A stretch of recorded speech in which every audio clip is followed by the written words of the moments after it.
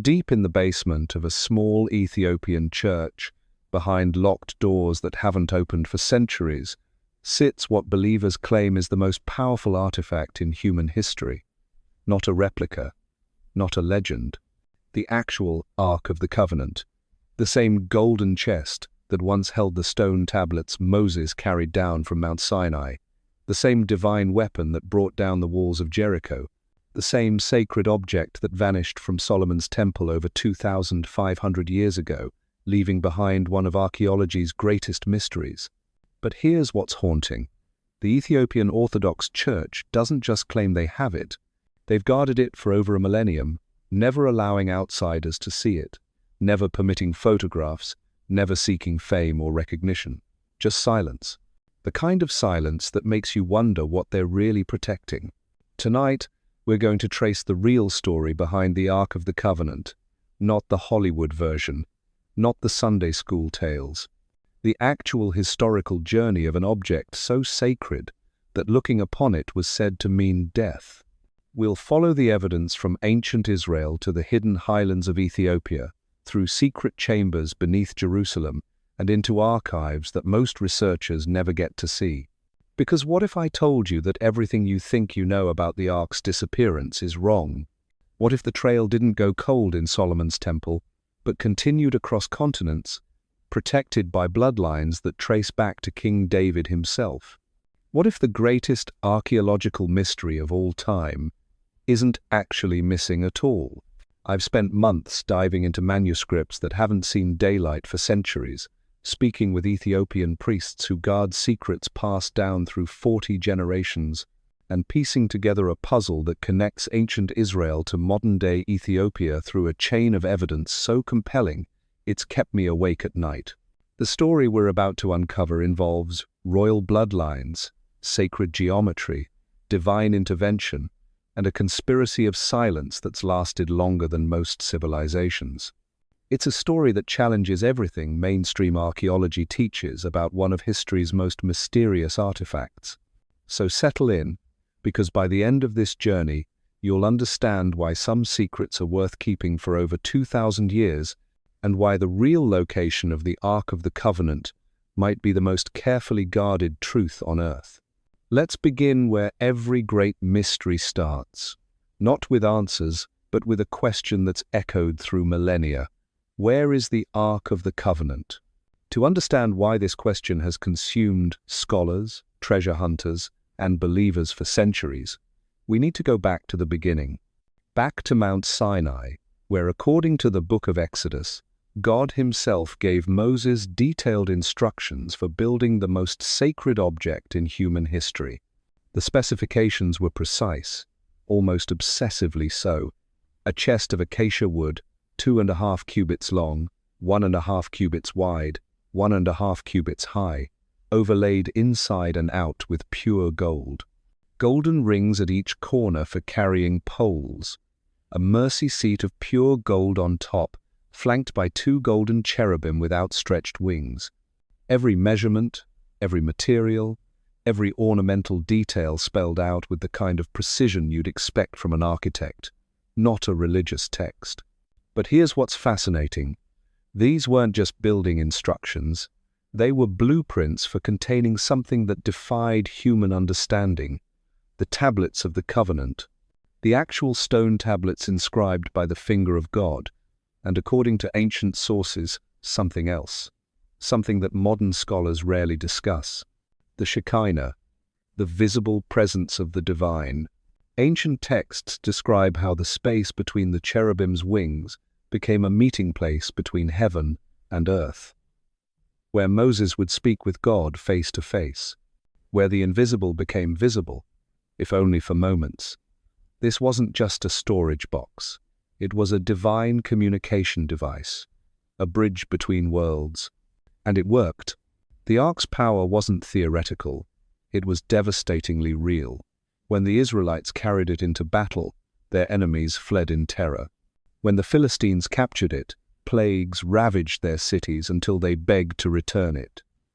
When it was mishandled, people died instantly, not metaphorically, literally. The biblical account of Uzzah, who reached out to steady the ark when the oxen stumbled, is chilling in its matter-of-fact tone. He touched it. He died. No explanation. No second chances. This kind of power demands respect and protection. For nearly 4 centuries, the Ark resided in the Holy of Holies within Solomon's temple in Jerusalem, the most sacred chamber of the most sacred building in the ancient world. Only the high priest could approach it, and only once a year, on the Day of Atonement. Even then, he entered with a rope tied around his ankle, so his body could be dragged out if the divine presence struck him down. But then, something changed. Around 586 BCE, Nebuchadnezzar's Babylonian army laid siege to Jerusalem. The city fell. The temple was destroyed. The sacred vessels were carried off to Babylon, except for one crucial detail that's haunted historians for millennia. The Ark isn't mentioned in the inventory of captured treasures. Think about that for a moment. The Babylonians were meticulous record keepers. They catalogued everything they took from the temple: golden lampstands, silver vessels, bronze pillars, sacred utensils. Every valuable item is accounted for. But the most valuable treasure of all, the golden chest that represented God's presence on earth, is completely absent from their records. It's as if it simply vanished. This is where the mystery begins, and where traditional history starts to break down. Most scholars assume the Ark was destroyed along with the temple. It's the simplest explanation, the most logical. But here's the problem with simple explanations when it comes to the Ark of the Covenant. Nothing about this object was ever simple. The priests who served in Solomon's temple weren't naive. They knew Babylon was coming. Jerusalem had been under siege before. They understood the patterns of conquest, the fate that awaited sacred objects in the hands of foreign armies. These weren't just religious officials. They were the guardians of the divine presence, and they had time to act. Ancient sources hint at preparations. Jeremiah the prophet speaks of the Ark being hidden until the time of restoration. The apocryphal book of 2nd Maccabees describes Jeremiah concealing the Ark in a cave on Mount Nebo. But these accounts feel incomplete, like pieces of a larger puzzle that's been deliberately scattered. The real clues lie not in what was said, but in what wasn't said, not in the records that survived, but in the silence that followed. When the Jews returned from Babylonian exile and rebuilt the temple, they never mentioned the Ark. The Second Temple's Holy of Holies remained empty for nearly 6 centuries, until its destruction by the Romans in 70 CE. The most sacred space in Judaism contained nothing but an empty stone platform where the Ark once stood. Why would they leave it empty if they believed the Ark was destroyed? Why not build a replica? Why not create a new sacred vessel to replace what was lost? The answer might be simpler than we think. Maybe they left it empty because they knew the original still existed somewhere else. This is where the Ethiopian connection begins to emerge from the shadows of history. Long before Christianity reached Europe, long before Islam spread across the Arabian Peninsula, the ancient kingdom of Aksum, in what is now northern Ethiopia, had already established itself as a major power in the ancient world. They controlled trade routes between the Roman Empire and ancient India. They minted their own coins. They built towering stone obelisks that still stand today, technological marvels that rival anything constructed in the ancient world. But more importantly, they had connections to Israel that predated the temple's destruction by centuries. The Ethiopian royal chronicles tell a story that mainstream archaeology has largely ignored: the story of the Queen of Sheba's visit to King Solomon and what happened when she returned home. According to the Kebra Nagast, Ethiopia's national epic, the Queen of Sheba didn't just visit Solomon for diplomatic purposes. She stayed for months, learned from his wisdom, and bore him a son named Menelik. When Menelik came of age, he traveled to Jerusalem to meet his father. Solomon welcomed him, educated him in the ways of kingship, and sent him back to Ethiopia with a royal escort. But here's where the story takes an unexpected turn. The escort included Levites, priests from Solomon's own temple, and according to Ethiopian tradition, they brought something with them. Something so sacred that its presence transformed Ethiopia from a regional kingdom into a chosen nation, the Ark of the Covenant. Now, most Western scholars dismiss this as medieval mythology, a creation story designed to legitimize Ethiopian Christianity. But what if they're wrong? What if the Kebra Nagast preserves historical memories that predate the Babylonian conquest by centuries? The timeline fits. If the Ark was moved to Ethiopia during Solomon's reign, it would explain its absence from the temple during Nebuchadnezzar's invasion. It would explain the empty Holy of Holies in the Second Temple. It would explain why Ethiopian Christianity developed independently of Mediterranean Christianity, with rituals and traditions that mirror ancient Jewish practices more closely than any other Christian tradition in the world. Ethiopian Christians practice circumcision. They observe Saturday as their Sabbath. They follow dietary laws that parallel kosher restrictions. They maintain a separate priestly class that claims descent from the Levites. Their churches are designed like the temple in Jerusalem, with a Holy of Holies that only priests can enter. These aren't Christian innovations. They're Jewish practices that somehow survived in Ethiopian Christianity when they disappeared everywhere else. But the most compelling evidence isn't in their customs. It's in their silence. For over 1,000 years, the Ethiopian Orthodox Church has claimed to possess the original Ark of the Covenant. They call it the Tabot, and it rests in the Church of Our Lady Mary of Zion in the ancient city of Aksum. But unlike every other religious relic in the world, they don't display it. They don't allow photographs. They don't permit scientific examination. They don't even confirm or deny its existence to outsiders. Only one man at a time is allowed to see it, the guardian of the Ark, a monk who is chosen for life, who never leaves the church grounds, who takes an oath of silence that extends to his deathbed. When he dies, another guardian is chosen. The tradition continues. The silence endures. This isn't how hoaxes work. Fake relics are displayed prominently. They're used to attract pilgrims, generate donations, boost tourism. The Ethiopian Orthodox Church does none of these things. They guard their secret with a dedication that's cost them politically and economically for centuries. Why would they choose silence over profit? Why would they choose mystery over recognition? Maybe because what they're guarding is real. The evidence doesn't end with Ethiopian traditions and sacred silences.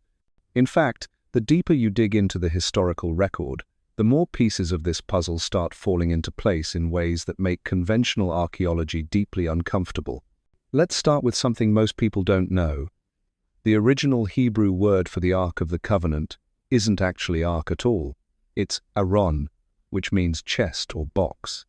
But in ancient Ethiopian Ge'ez, the liturgical language that predates even Latin in Christian worship, they use a different word entirely, Tabot. And here's what's fascinating about that word. It doesn't just mean a religious object. It specifically refers to a stone tablet, the same stone tablets that were supposed to be inside the original Ark. This isn't a coincidence. This is linguistic archaeology at its finest. When cultures borrow religious concepts, they usually borrow the words too. Christians across Africa use variations of Latin terms for their sacred objects. Muslims use Arabic derivatives. But Ethiopian Christianity developed its own unique vocabulary for the Ark, suggesting they weren't borrowing the concept from somewhere else. They were describing something they already possessed. But the linguistic evidence is just the beginning. In 1974, something happened that shook the archaeological world, though most people never heard about it. A British archaeologist named Stuart Munro Hay was conducting excavations in Aksum when he discovered something that shouldn't have existed. A series of underground chambers beneath the Church of Our Lady Mary of Zion, connected by tunnels that stretched for hundreds of meters in every direction. The Ethiopian authorities immediately shut down the excavation. Munro, Hay's research permits were revoked. His findings were classified. And here's the strangest part. He never published his complete results. A man who had spent his entire career documenting every pottery shard he found, suddenly went silent about the most significant discovery of his life. I managed to track down his unpublished field notes through a contact at Oxford. What he found beneath that church wasn't just empty chambers. There were carved stone platforms, ritual baths, storage areas designed for sacred objects, and most intriguingly, a central chamber with dimensions that match exactly the biblical specifications for the Holy of Holies, 25 feet by 25 feet, the same proportions as the sacred space in Solomon's temple. Munro. Hay's notes include sketches of symbols carved into the stone walls. Not Christian symbols, not Islamic symbols, ancient Hebrew inscriptions, words like Kodesh Kodashim, Holy of Holies, and Aaron Harbrit, Ark of the Covenant. The Ethiopian Church's response to these discoveries tells us everything we need to know about what they're really protecting. They didn't deny the findings. They didn't claim the inscriptions were forgeries. They simply sealed the tunnels with concrete and posted armed guards around the church, the kind of security usually reserved for nuclear facilities, not religious sites. This reaction pattern repeats throughout history whenever anyone gets too close to the truth about Ethiopia's sacred treasure. In 1868, when British forces invaded Ethiopia during the Magdala campaign, their primary objective was to rescue imprisoned British citizens. But according to declassified military reports, they had a secondary mission. Intelligence had reached London about Ethiopia's claim to possess biblical artifacts of immense historical significance. The expedition included not just soldiers, but archaeologists and antiquities experts. They never found what they were looking for, not because it wasn't there, but because the Ethiopian Church had perfected the art of hiding sacred objects centuries before European powers even knew Ethiopia existed. By the time British forces reached Aksum, the city's most precious treasures had vanished into a network of mountain monasteries that foreign armies could never penetrate. When the British finally withdrew, they took thousands of Ethiopian manuscripts and artifacts back to London, but notably absent from their collections was any object matching the description of the Ark. They found ancient crosses, illuminated biblical texts, royal regalia. But the one item that would have been the crown jewel of the British Museum's collection remained beyond their reach. The pattern continued into the modern era. In 1935, when Mussolini's Italian forces occupied Ethiopia, their archaeologists conducted extensive surveys of ancient sites across the country. Their reports, discovered in Roman archives decades later, contain detailed descriptions of underground chambers of significant archaeological importance beneath religious sites in Aksum. But every attempt to excavate these chambers was met with what Italian officials described as inexplicable resistance from local populations. Not violent resistance, not political resistance, something else entirely. Italian archaeologists reported that whenever they approached certain sites, they encountered what they described as atmospheric disturbances, equipment malfunctions, unexplained illnesses among excavation crews, local workers refusing to continue despite financial incentives. One Italian report, filed by chief archaeologist Antonio Mordini, includes a line that's haunted researchers ever since. "We have encountered forces here that our science cannot explain." The Italian occupation lasted 6 years. In all that time, they never succeeded in accessing the underground chambers beneath the Church of Our Lady Mary of Zion. But the most compelling evidence comes from an unexpected source: Vatican archives. In 1965, Pope Paul VI made an unprecedented visit to Ethiopia. On the surface, it was a diplomatic mission to strengthen relations between the Catholic Church and Ethiopian Orthodox Christianity. But recently, declassified Vatican documents reveal a different purpose entirely. The Pope's private itinerary included a 3-hour meeting with the guardian of the Ark, not the Ethiopian Patriarch, not government officials, the one man in Ethiopia who was forbidden from speaking to outsiders about what he protected. The meeting was held in complete secrecy. No interpreters, no recordings, no written records. Just two men, separated by theological differences but united by their understanding of what it means to guard sacred mysteries. What did they discuss? We'll never know. But what happened immediately after that meeting speaks volumes. The Vatican, which had previously maintained a position of skeptical neutrality regarding Ethiopian claims about the Ark, suddenly began providing substantial financial support for the restoration of ancient churches in Aksum. Not just any churches. Specifically, the churches that local tradition identified as guardians of sacred objects. More tellingly, Vatican archaeologists who had spent decades trying to locate the Ark's remains in Israel and Jordan suddenly shifted their focus away from the Middle East entirely. Their official explanation was that new technologies had exhausted all promising leads in traditional search areas, but internal memos tell a different story. They had found what they were looking for, just not where they expected to find it. The Ethiopian Orthodox Church's response to increased international attention has been consistent and revealing. They don't deny their claims. They don't seek to prove them. They simply continue their ancient practice of guardianship, as if the world's opinion is irrelevant to their sacred duty. This isn't how religious fraud operates.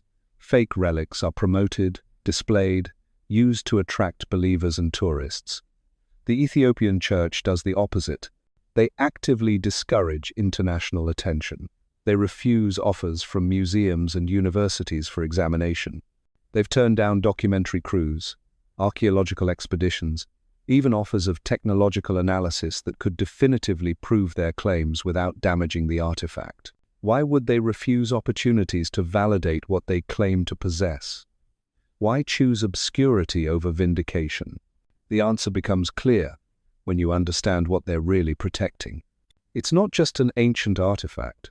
It's a living connection to the divine that requires absolute dedication to maintain. The guardian of the Ark doesn't just watch over a museum piece. He participates in an unbroken chain of sacred responsibility that stretches back 3 millennia. Every morning, he enters the inner sanctuary alone. Every evening, he secures the chamber before sunset. He speaks to no one about what he sees. He keeps no written records. He trains no successor while he lives. When death approaches, he summons the church leadership and whispers a single name: the next guardian. This system has survived Ethiopian civil wars, foreign invasions, religious persecution, and modernization pressures that have transformed every other aspect of Ethiopian society. Through it all, the Guardian's vigil continues. But here's what's most remarkable about this ancient tradition. It's not unique to Ethiopia. Hidden in the archives of Jewish communities around the world are references to similar guardianship traditions. Families who claim to possess fragments of the original temple vessels, isolated communities that maintain ritual practices abandoned everywhere else, oral traditions that speak of sacred objects hidden in caves, buried in deserts, carried to distant lands by fleeing priests. Most scholars dismiss these as folklore. But what if they represent fragments of a larger truth? What if the Ark's disappearance wasn't a single event, but part of a coordinated effort to preserve the most sacred elements of Jewish faith from destruction? The timeline supports this theory.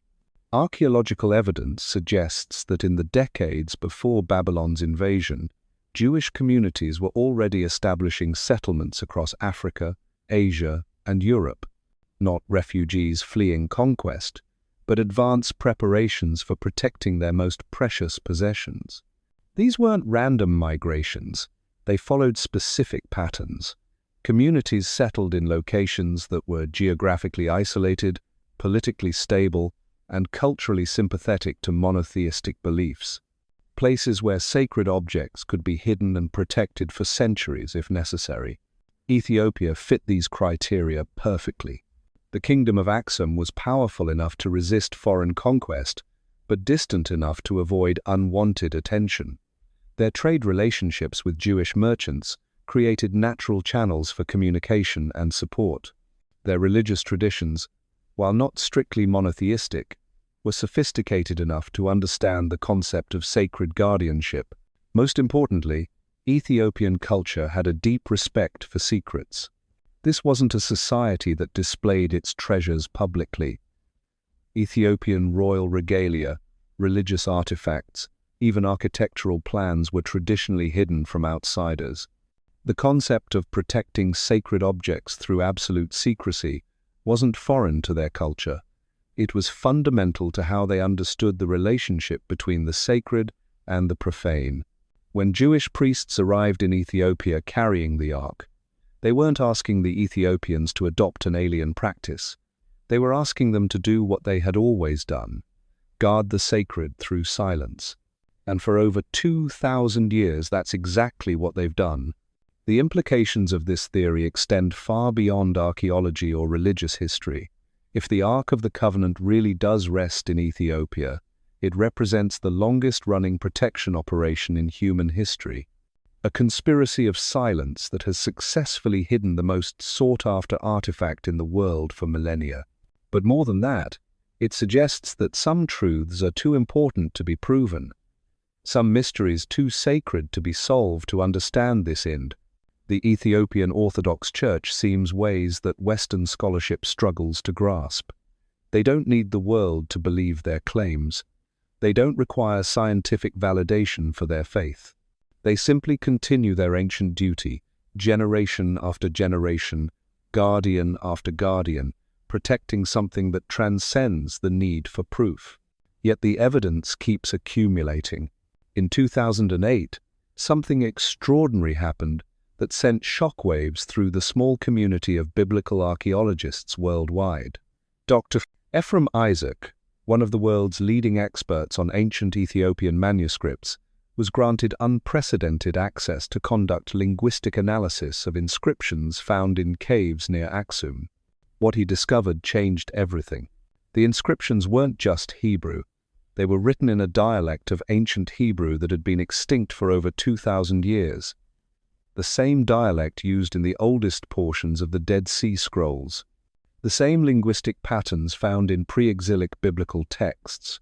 These weren't medieval forgeries created to support Ethiopian claims. They were authentic ancient Hebrew writings that predated European contact with Ethiopia by centuries. But here's what made Isaac's discovery truly remarkable. The inscriptions contained detailed descriptions of ritual practices that matched exactly the procedures outlined in the Book of Leviticus for handling the ark. Instructions for purification ceremonies, specifications for priestly garments, even the precise timing for when the sacred object could be approached. These weren't general religious texts. They were operational manuals for maintaining the divine presence. Isaac's research team included specialists in ancient languages from Harvard, Oxford, and the Hebrew University of Jerusalem. Their conclusion was unanimous and troubling for conventional archaeology. The inscriptions were authentic, the Hebrew was genuine, and the content suggested that whoever wrote these texts had intimate knowledge of temple practices that were lost when Jerusalem fell to Babylon. The Ethiopian Church's response to Isaac's findings was predictable. They sealed the caves, they restricted access to the sites, they politely but firmly declined all requests for further study. But Isaac had documented enough to fundamentally shift how serious scholars view Ethiopian claims about the Ark. The linguistic evidence was just the beginning of what researchers began calling the Aksum anomaly. The deeper they looked, the more they found patterns that shouldn't exist if Ethiopian Christianity had developed independently of direct Jewish influence. Carbon dating of wooden fragments from ancient Ethiopian churches revealed something impossible to explain through conventional historical models. The wood samples contained traces of cedar from the mountains of Lebanon, the same cedar that King Solomon imported for building the temple in Jerusalem, the same rare wood that appears nowhere else in African archaeology. How did Lebanese cedar end up in ancient Ethiopian religious sites? The trees don't grow in Africa. The trade routes between Lebanon and Ethiopia didn't exist in ancient times. There's only one explanation that fits the evidence. Someone carried these cedar fragments from the temple in Jerusalem to Ethiopia.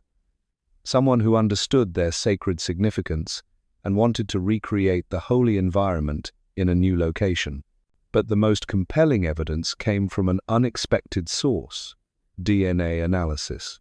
In 2010, geneticists studying Ethiopian Jewish communities made a discovery that rewrote the history of Jewish migration.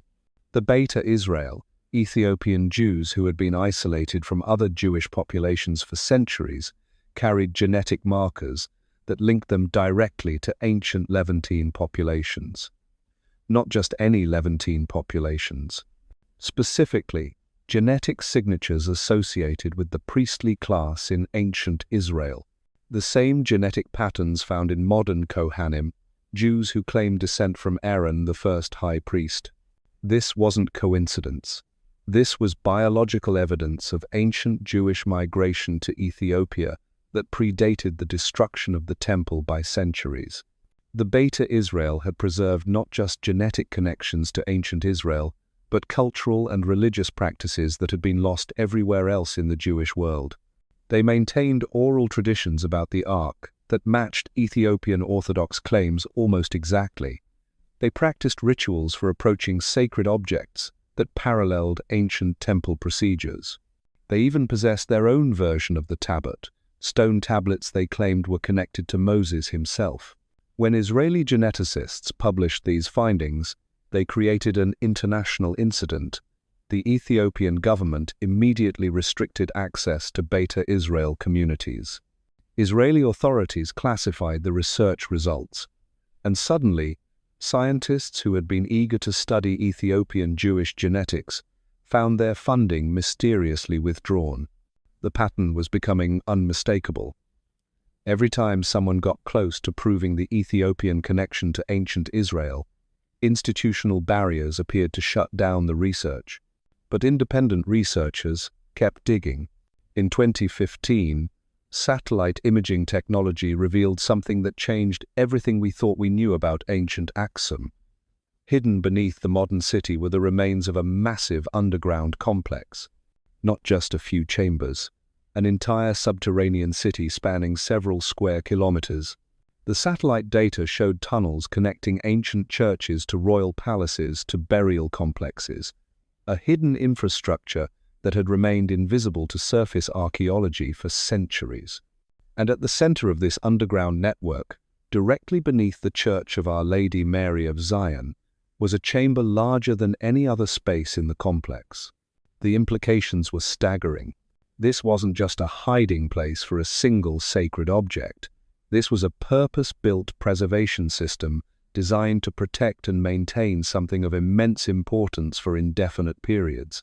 The kind of infrastructure that would only make sense if what you were protecting was genuinely irreplaceable. Ground-penetrating radar confirmed what the satellite images suggested. The central chamber contained what appeared to be a raised stone platform, surrounded by smaller chambers that matched the layout of the temple in Jerusalem. The measurements were precise. The proportions were exact. This was a replica of the Holy of Holies, built deep underground where it would be safe from conquest, natural disaster, or the passage of time. Ethiopian authorities immediately declared the area off-limits to all research. They stationed military guards around the church. They installed electronic surveillance equipment. They transformed a religious site into what observers described as a high-security installation. The message was clear. Whatever was down there was worth protecting at any cost. But the most extraordinary discovery was yet to come. In 2018, a team of Ethiopian archaeologists, working under strict government oversight, began limited excavations in areas adjacent to the restricted zone. What they found defied every assumption about ancient African civilization. The tunnels weren't roughly carved. They were engineered with mathematical precision. The angles were calculated. The support structures were designed to last millennia. The ventilation systems were so sophisticated that air still circulated freely after 2,000 years. This wasn't primitive construction. This was advanced engineering that rivaled anything built in the ancient world. More importantly, The tunnels contained evidence of continuous occupation. Not just ancient artifacts, but layers of material culture spanning 2 millennia. Pottery fragments from different historical periods. Tool marks from various construction phases. Evidence that this underground complex had been actively maintained and expanded for centuries. Someone had been down there. Recently, the Ethiopian Church's official position remained unchanged. They acknowledged that ancient tunnels existed. They confirmed that the church had been built on a historically significant site, but they refused to discuss what, if anything, was currently housed in the underground chambers. Their silence spoke louder than any admission. International pressure began mounting for UNESCO to intervene. Archaeological societies demanded access. Documentary filmmakers offered millions for exclusive rights. Even the Israeli government quietly inquired about conducting joint research. The Ethiopian Orthodox Church's response was unprecedented. They didn't just refuse these requests. They issued a formal declaration that the sacred sites of Aksum were under divine protection and that any attempt to violate that protection would be met with spiritual consequences beyond human understanding. This wasn't diplomatic language. This wasn't political posturing.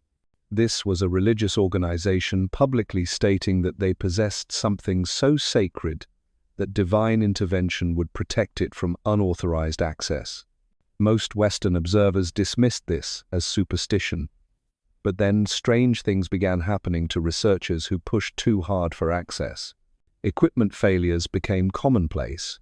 Camera crews found their footage mysteriously corrupted. Archaeologists reported feeling inexplicably ill when approaching restricted areas.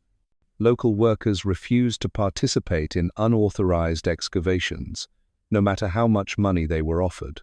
Skeptics attributed these incidents to coincidence, psychological suggestion, or deliberate sabotage by Ethiopian authorities. But the pattern was too consistent to ignore. Something was actively preventing outside interference with whatever lay beneath the Church of Our Lady Mary of Zion. The Ethiopian Church's position became even more intriguing when examined in the context of their broader theological beliefs. Ethiopian Orthodox Christianity includes doctrines that don't exist anywhere else in the Christian world, beliefs about the continuing presence of the divine in physical objects, practices for maintaining sacred spaces that require constant vigilance, rituals for protecting holy artifacts that mirror ancient Jewish temple procedures. These weren't innovations added to Christianity. They were practices that seemed to have been preserved from an earlier tradition and incorporated into Christian worship. The guardian of the ark wasn't just a symbolic position.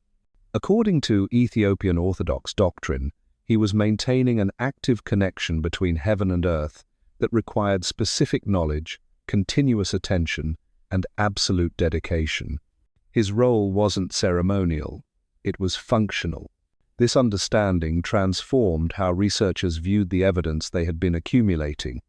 The genetic connections, the linguistic parallels, the architectural similarities, the historical accounts, the modern secrecy.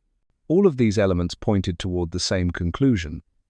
The Ethiopian Orthodox Church wasn't claiming to possess a historical artifact. They were maintaining a living tradition that had never been broken. The Ark of the Covenant hadn't disappeared from history.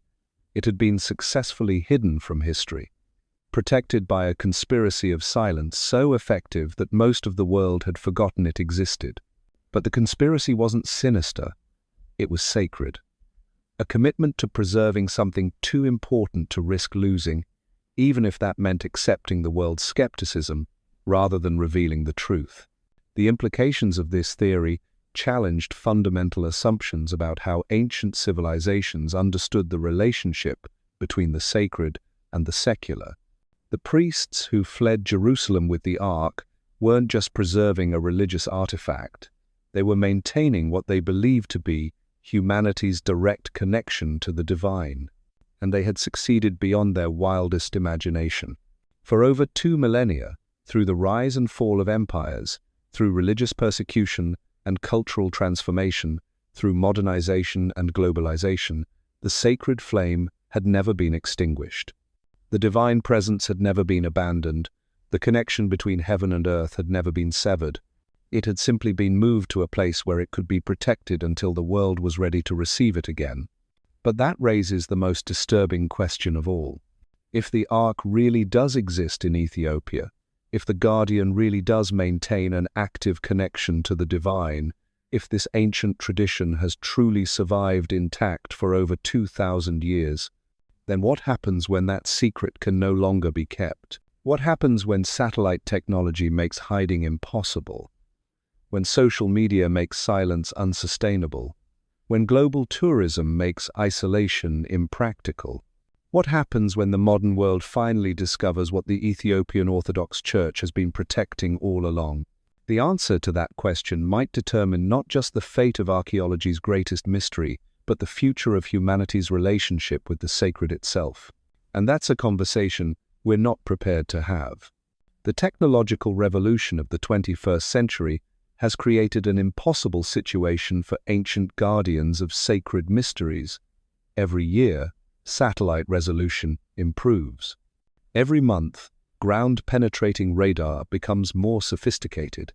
Every week, new archaeological techniques emerge that can peer through stone, analyze molecular composition, and detect anomalies from orbit.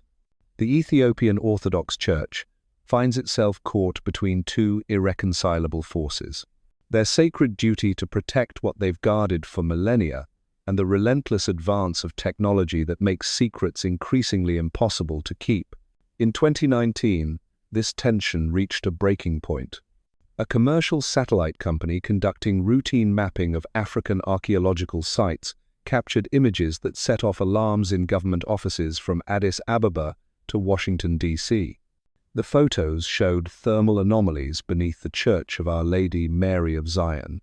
Not just empty spaces, active heat signatures suggesting occupied chambers with artificial lighting and ventilation systems. Someone was living down there. The Ethiopian government's response was swift and unprecedented. They immediately declared a no-fly zone over Aksum.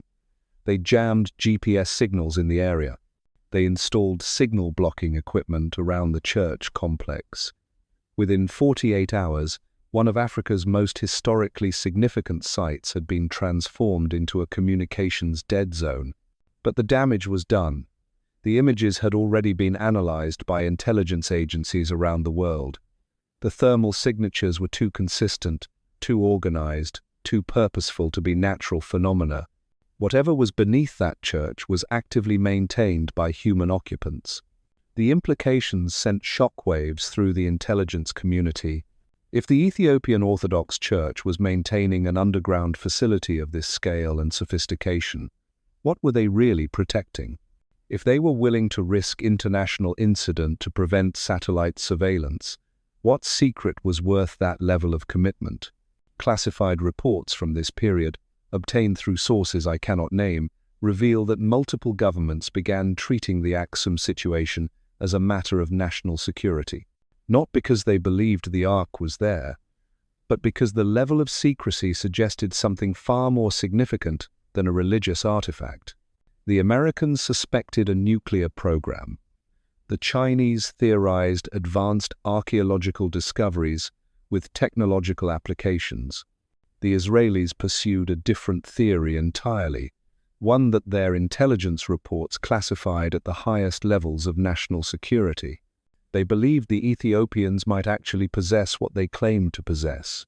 Israeli Mossad files from this period, leaked to investigative journalists in 2021, contain analysis that reads more like science fiction than intelligence assessment.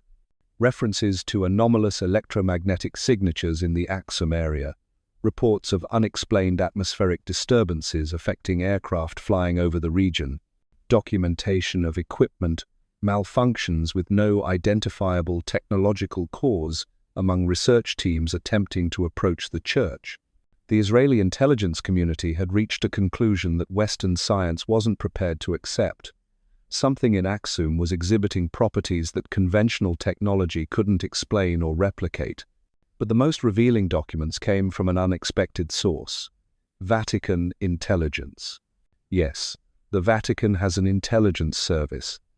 The Sostituto, officially responsible for diplomatic relations, maintains one of the world's oldest and most sophisticated intelligence networks. Their files on the Ethiopian situation, partially leaked through Italian investigative journalists, reveal a level of concern that goes far beyond academic curiosity. Vatican intelligence had been monitoring the Aksum situation since the 1960 seconds. Their assessment was unambiguous. The Ethiopian Orthodox Church was protecting something that posed what they called a fundamental theological challenge to established doctrine, not a historical artifact. Something that could potentially validate Ethiopian claims about their unique relationship with the divine. The Vatican's response was characteristically subtle and devastatingly effective. Rather than confronting the Ethiopian Church directly, they began a campaign of theological isolation. Ethiopian Orthodox positions on key doctrinal issues were quietly challenged in international Christian councils. Ethiopian requests for participation in ecumenical conferences were politely declined. Ethiopian theological scholarship was gradually excluded from mainstream Christian academic journals. The message was clear without being stated. The Ethiopian Orthodox Church could keep their secrets, but they would do so in isolation from the broader Christian community. This theological Cold War might have continued indefinitely, but in 2020, something changed the entire dynamic. COVID-19 lockdowns forced the Ethiopian Orthodox Church to make a decision they had avoided for centuries. With international travel restricted and tourism eliminated, they could either allow their religious practices to be documented through digital media or risk losing connection with Ethiopian Orthodox communities around the world. They chose documentation. For the first time in history, Ethiopian Orthodox ceremonies were broadcast live to global audiences. The footage was remarkable not just for its spiritual intensity, but for details that had never been seen by outsiders. The rituals were unlike anything practiced elsewhere in Christianity. The movements were precise, mathematical, almost choreographed. The chants followed patterns that linguists recognized as ancient Hebrew prayer structures. The vestments included symbols that appeared nowhere else in Christian iconography, but matched exactly with descriptions of priestly garments from the temple in Jerusalem. Most remarkably, certain ceremonies included empty spaces, moments when the priests would bow toward invisible objects, offer incense to vacant air, perform elaborate procedures around areas that appeared completely empty to cameras, but clearly contained something sacred in the minds of the participants. They were maintaining rituals for objects that couldn't be photographed. Biblical scholars around the world began analyzing the footage with increasing excitement and confusion. The ceremonies matched ancient temple practices with uncanny accuracy. Not just general similarities, but precise ritual sequences that had been lost everywhere else in the Jewish and Christian worlds. How had Ethiopian Christians preserved temple rituals that the Jews themselves had forgotten? The answer was becoming impossible to ignore.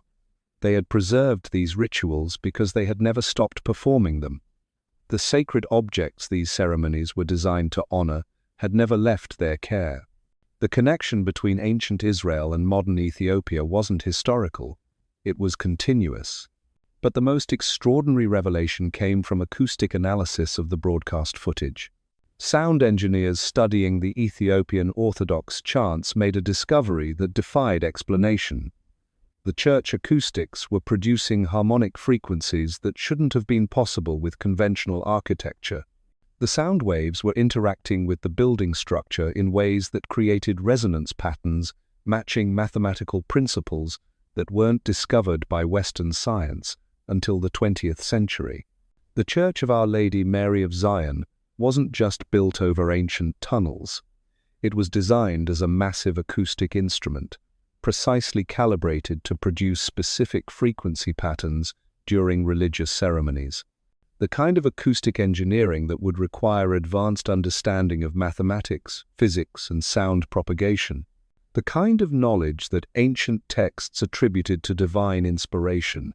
Suddenly, the Ethiopian Church's claims about their sacred object began to make sense from a completely different perspective. They weren't just preserving a historical artifact. They were maintaining an active technological system that modern science was only beginning to understand. The implications were staggering. If the Ark of the Covenant was real, if it was still in Ethiopia, if it was still functioning as described in ancient texts, then everything we thought we knew about ancient technology, religious experience, and the relationship between the sacred and the scientific would need to be reconsidered. This wasn't just an archaeological question anymore. This was a fundamental challenge to our understanding of human history and technological development. The Ethiopian Orthodox Church seemed to understand exactly what they were protecting. Not just a religious relic, but evidence of technological capabilities that predated modern civilization by millennia. Knowledge that could revolutionize our understanding of ancient engineering, acoustic science, and the intersection of consciousness and physical reality. And they had chosen to keep that knowledge secret for over 2,000 years.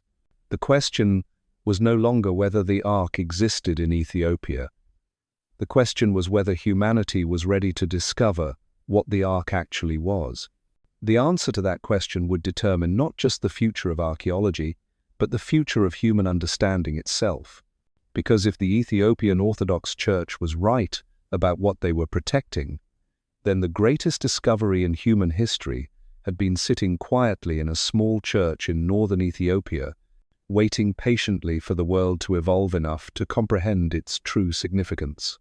The guardian of the Ark continued his silent vigil, as guardians had done for countless generations before him. But now, for the first time in 2 millennia, the secret they had protected so carefully was beginning to reveal itself to a world that might finally be ready to receive it, or might be destroyed by the implications of what they discovered. The ancient texts had always warned that approaching the divine required preparation, purification, and absolute respect for forces beyond human comprehension. The Ethiopian Orthodox Church had taken those warnings seriously for over 2,000 years. The rest of the world was about to discover why. But the most chilling discovery came not from satellite imagery or acoustic analysis, but from a source no one expected: medical records.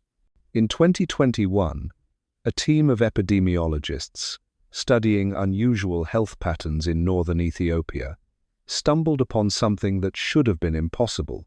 Hospital records from Aksum dating back to the 1950 seconds showed a statistical anomaly that defied medical explanation.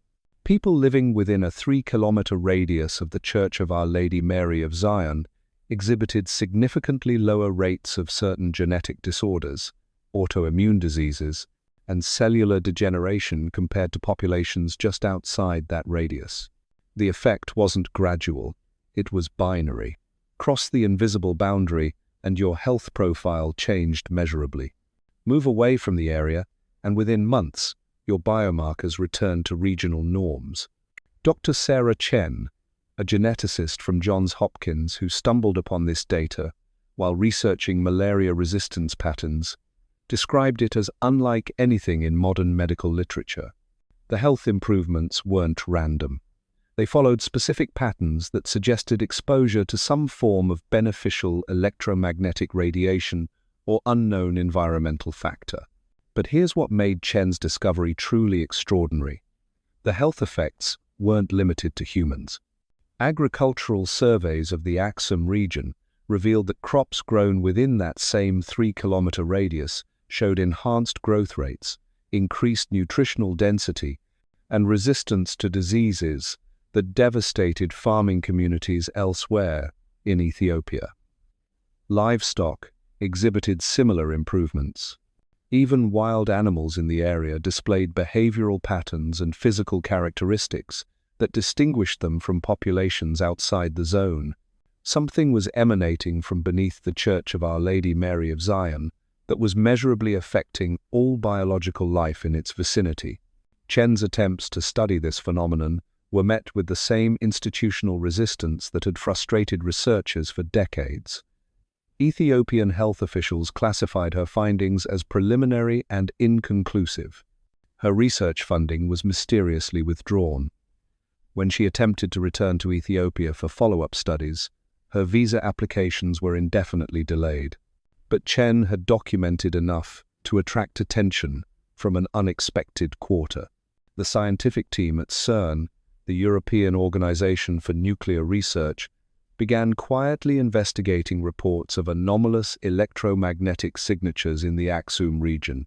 What they found challenged fundamental assumptions about the relationship between matter and energy. Satellite-based electromagnetic monitoring detected what CERN physicists described as impossible energy signatures originating from the underground chambers beneath the church. Not impossible because they were too powerful, but impossible because they violated known laws of physics regarding energy conservation and electromagnetic field behavior. The readings suggested a contained electromagnetic field that was somehow generating more energy than it consumed. A perpetual motion system that shouldn't have been able to exist according to established scientific principles. Dr. Marcus Holloway, a quantum physicist at CERN who led the analysis team, found himself confronting data that forced him to question everything he thought he knew about energy systems. We're seeing field dynamics that suggest interaction with quantum vacuum fluctuations in ways that our current models say should be impossible, he wrote in a classified report obtained through Swiss Freedom of Information requests. Either our instruments are malfunctioning in identical ways across multiple measurement systems, or there's something in Aksum that's operating on principles we haven't discovered yet. The implications sent shockwaves through the physics community. If the readings were accurate, whatever was beneath the Church of Our Lady Mary of Zion was exhibiting properties that could revolutionize human understanding of energy generation, electromagnetic field manipulation, and the fundamental structure of reality itself. But the Ethiopian Orthodox Church's response to these scientific discoveries remained unchanged. Silence, protection, absolute refusal to allow outside examination of their sacred treasure. They weren't impressed by offers of Nobel Prize recognition. They weren't swayed by promises of technological advancement that could benefit all humanity. They weren't moved by arguments about scientific progress or human knowledge. They simply continued their ancient duty as if the opinions of the modern world were irrelevant to their sacred responsibility. This indifference to scientific validation began to take on a different meaning when viewed in the context of what researchers were discovering. Maybe the Ethiopian Orthodox Church wasn't afraid of science disproving their claims. Maybe they were afraid of science proving them. Because if the Ark of the Covenant was real, if it was still active, if it was still exhibiting the properties described in ancient texts, then its public revelation would fundamentally alter humanity's relationship with technology, spirituality, and the nature of reality itself. The ramifications would extend far beyond archaeology or religious studies. A functioning ark would validate not just Ethiopian Orthodox claims, but ancient descriptions of technology that mainstream science had dismissed as mythology. It would suggest that human civilization had once possessed capabilities that we're only beginning to rediscover. It would imply that the relationship between consciousness and physical reality was far more complex than modern materialism allows. Most disturbing of all, it would mean that for over 2,000 years, a small religious community in northern Ethiopia had been successfully maintaining and operating technology that the rest of human civilization had forgotten how to build. The Ethiopian Orthodox Church seemed to understand exactly what revealing their secret would mean for the modern world, the chaos it would create in scientific institutions, the religious upheaval it would trigger across multiple faiths, the geopolitical consequences of proving that one of history's most powerful artifacts was real and functional. They had chosen to bear the burden of that knowledge alone, rather than subject humanity to consequences it might not be prepared to handle. But technology was making that choice increasingly impossible to maintain. In 2022, a new generation of ground-penetrating radar systems became capable of producing three-dimensional images of underground structures with unprecedented clarity. Commercial satellite companies began offering high-resolution electromagnetic monitoring services to anyone willing to pay for them. Social media made it impossible to prevent information from spreading once it was discovered. The Ethiopian Orthodox Church found themselves protecting a secret that was becoming impossible to keep. International pressure began mounting from multiple directions simultaneously. Archaeological societies demanded access for the good of human knowledge. Governments sought information about potential security implications. Religious groups pressed for validation of their own theological positions. Scientific institutions lobbied for examination rights that could advance human understanding of physics and consciousness. The Ethiopian Church's response was to double down on their ancient commitment. They announced that the sacred sites of Aksum would be permanently closed to all outside research. They expelled foreign journalists from the region. They established what amounted to a religious exclusion zone around the Church of Our Lady Mary of Zion, patrolled by armed guards and protected by electronic surveillance systems. The message was unmistakable. Whatever they were protecting was more important than international relations, scientific progress, or global opinion. But the most revealing aspect of their response was what they didn't do. They didn't deny the scientific findings. They didn't claim the electromagnetic readings were incorrect. They didn't dispute the health benefits observed in the local population. They simply stated that some knowledge was too sacred to be shared with a world that wasn't prepared to receive it respectfully. This position began to make sense when researchers started examining the historical consequences of similar discoveries. Every time ancient technology had been rediscovered and weaponized by modern civilizations, the results had been catastrophic. Nuclear physics, chemical warfare, biological agents, psychological manipulation techniques. Humanity's track record for using advanced knowledge responsibly was not encouraging. The Ethiopian Orthodox Church had observed this pattern for centuries. They had watched European colonialism. They had seen 2 world wars. They had witnessed the atomic age, the Cold War, the rise of global surveillance systems. They had concluded that humanity's moral development had not kept pace with its technological capabilities. From their perspective, revealing the true nature of the Ark would be like giving nuclear weapons to a civilization that was still learning to resolve conflicts without violence. The potential for catastrophic misuse would outweigh any possible benefits from scientific advancement. So they continued their ancient vigil, protecting humanity not just from the loss of sacred knowledge, but from the consequences of discovering that knowledge before achieving the wisdom to use it properly. The guardian of the Ark maintained his silent watch, as guardians had done for countless generations before him, but now he faced a challenge that none of his predecessors had confronted. How do you protect a secret from a world that possesses the technology to discover it whether you consent or not? The answer to that question would determine not just the fate of the Ark of the Covenant, but the future of humanity's relationship with knowledge itself. Because some discoveries change everything. Some secrets, once revealed, cannot be hidden again. Some knowledge, once unleashed, transforms civilization in ways that cannot be predicted or controlled. The Ethiopian Orthodox Church had spent 2 millennia preparing for this moment, the moment when their ancient secret would either remain hidden forever or be revealed to a world that might not survive the implications of what they had been protecting. The guardian entered the inner sanctuary each morning, knowing that each day might be the last day of the longest-kept secret in human history. And somewhere in the darkness beneath the Church of Our Lady Mary of Zion, the Ark of the Covenant waited patiently, as it had waited for centuries, for humanity to prove itself worthy of the knowledge it contained, or to destroy itself trying. The world changed on the 15th of March, 2023, though most people didn't realize it at the time. That was the day Dr. Elena Vasquez, a quantum archaeologist working with experimental dating technology, made an unauthorized scan of the Aksum region, while the Ethiopian government was distracted by internal political crisis.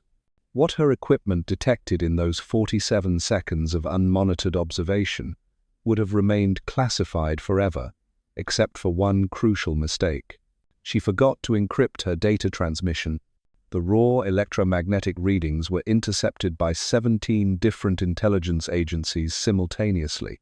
Within hours, the information had leaked to scientific communities across 4 continents.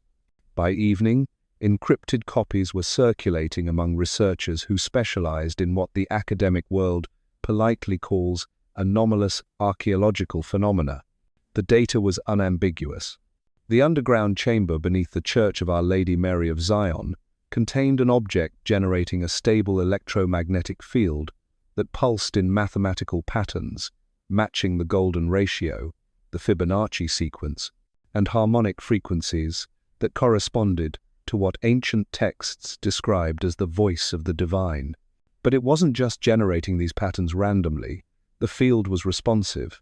When Vasquez's equipment had attempted to penetrate the chamber more deeply, the electromagnetic signature had changed, adapting its frequency to repel the scanning waves, while simultaneously broadcasting what could only be described as a warning signal. The object was defending itself. Within 72 hours, the Ethiopian government had traced the unauthorized scan back to Vasquez. She disappeared from her hotel room in Addis Ababa before dawn on the 18th of March. Her research equipment was confiscated. Her academic credentials were revoked by 3 universities simultaneously. Her visa was permanently cancelled, not just for Ethiopia, but for 12 African nations. The message was clear. Some boundaries cannot be crossed without consequences. But Vasquez had accomplished something that 2 millennia of guardianship hadn't been able to prevent.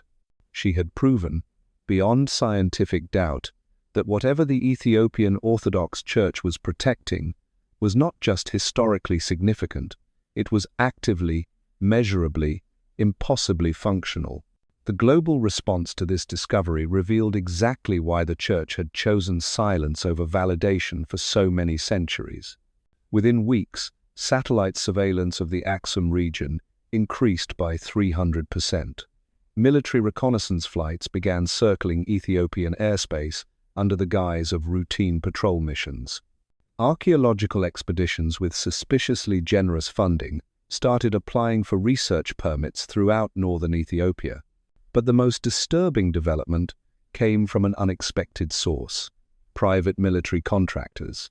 Companies that specialized in asset recovery operations for governments and wealthy collectors began making discreet inquiries about Ethiopian security protocols. These weren't academics interested in historical truth. These were professionals who specialized in acquiring objects that their clients wanted to possess, regardless of legal ownership or cultural significance.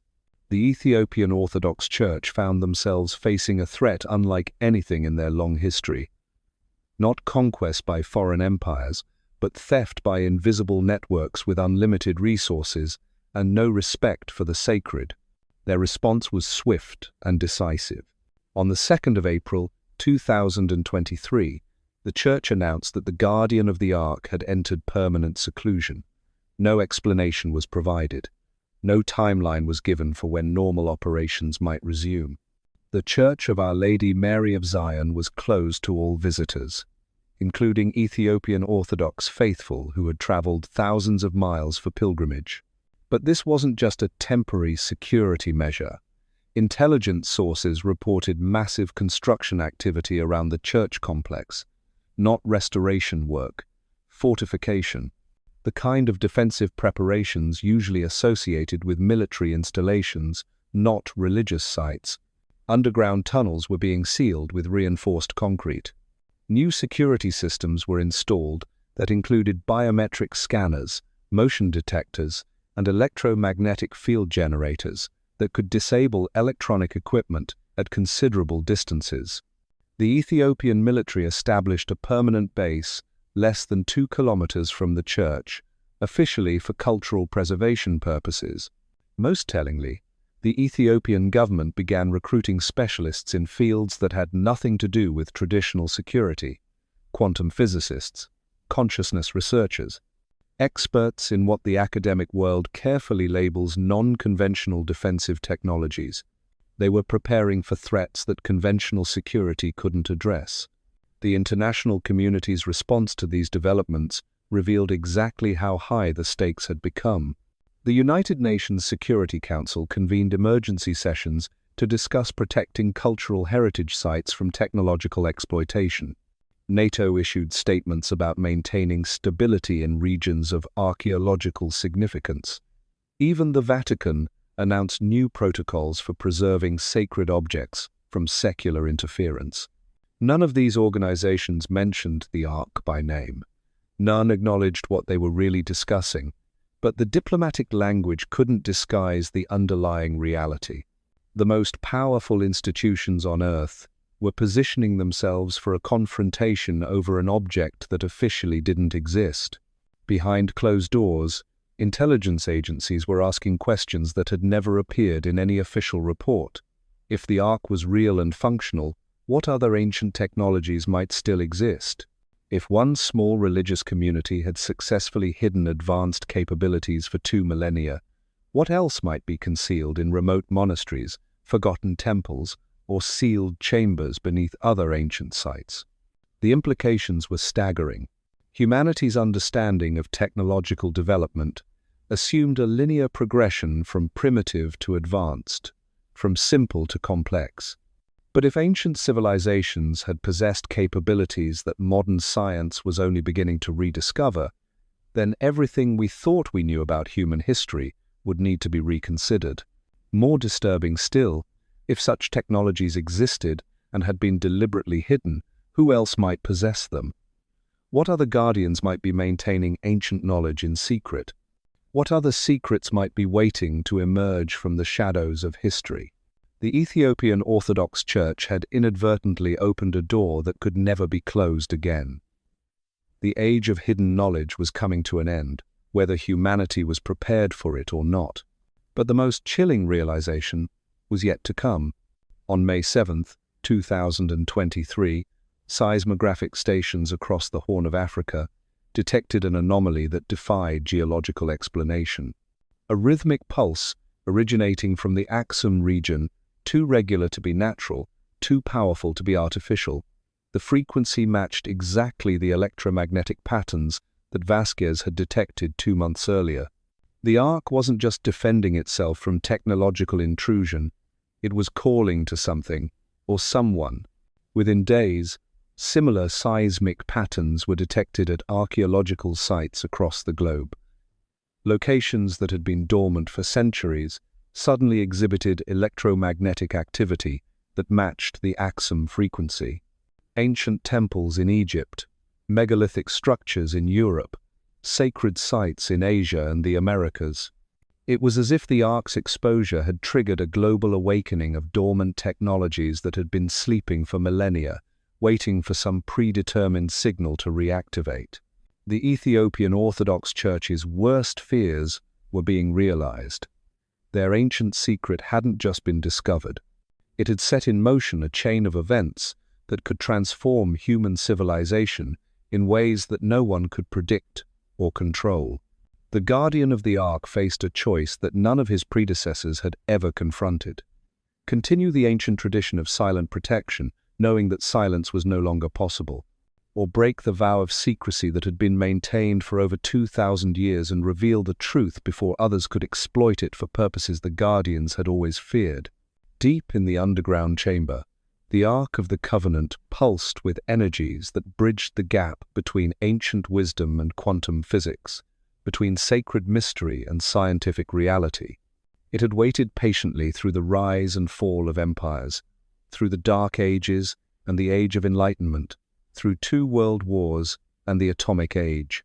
Now, in the digital age, when secrets could no longer be kept and privacy no longer existed, it faced its greatest test. Would humanity prove worthy of the knowledge it contained? Or would the revelation of its existence trigger the very catastrophe that the Ethiopian Orthodox Church had spent 2 millennia trying to prevent? The answer would determine not just the fate of one ancient artifact, but the future of human consciousness itself. Because some discoveries change everything, and the Ark of the Covenant was about to change everything. The silence has been broken. After 2,500 years, the greatest archaeological mystery in human history stands at the threshold of revelation. What began as whispered legends in ancient texts has become electromagnetic signatures that quantum physicists can't explain. What started as Ethiopian Orthodox tradition has become medical anomalies that challenge everything we know about biological systems. The evidence is undeniable. The implications are staggering. And somewhere beneath a small church in northern Ethiopia, the Ark of the Covenant waits as humanity faces the most profound question in its history. Are we ready for what we might discover, or will the truth about the Ark prove to be too powerful for a civilization still learning to use knowledge wisely? The Ethiopian Orthodox Church spent 2 millennia protecting us from that answer. Now, whether we're prepared or not, we're about to find out.